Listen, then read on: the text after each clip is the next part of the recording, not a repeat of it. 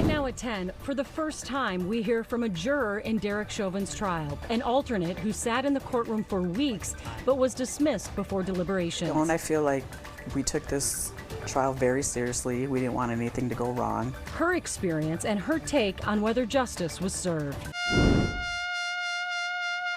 Remembering Dante Wright, his loved ones joined by prominent Minnesotans, activists, and faith leaders at his funeral. Then new guidance for Minnesota's student athletes when it comes to masking and COVID testing.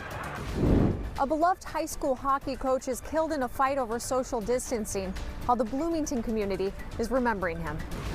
Plus, an Ecuadorian restaurant owner heartbroken after his business was destroyed in last year's riots. His inspiring story of perseverance as his family starts over. Well, after a beautiful day today, when does the rain move in and what does your weekend look like? It's Thursday, April 22nd. KARE 11 News at 10 starts now.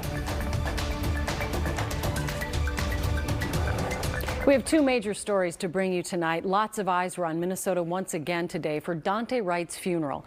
But first, we're hearing from an alternate juror in Derek Chauvin's trial for the very first time.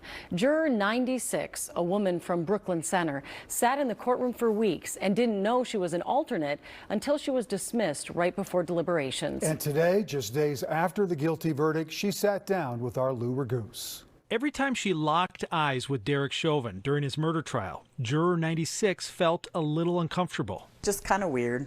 I thought he was a little bit smaller than the pictures that I seen. He looked taller than what he was. The picture that resonated with Lisa Christensen was Exhibit 17. Of him with his hand in his pocket. That kind of got to me, like, this is my job, kind of don't tell me what to do, because he was in charge. That kind of bothered me a little bit. As the trial progressed, Christensen was open-minded to the defense. Mr. Nelson did a really good job. He was believable. He did bring out a lot of good points. But she says prosecutors did a really good job presenting their case, and the evidence was on their side. What was the key evidence in your opinion? All the perspectives from the different videos. I think it would be harder to understand exactly what happened, but the videos is what really nailed it. Particularly the video shot by Darnella Frazier and the teen's testimony along with it.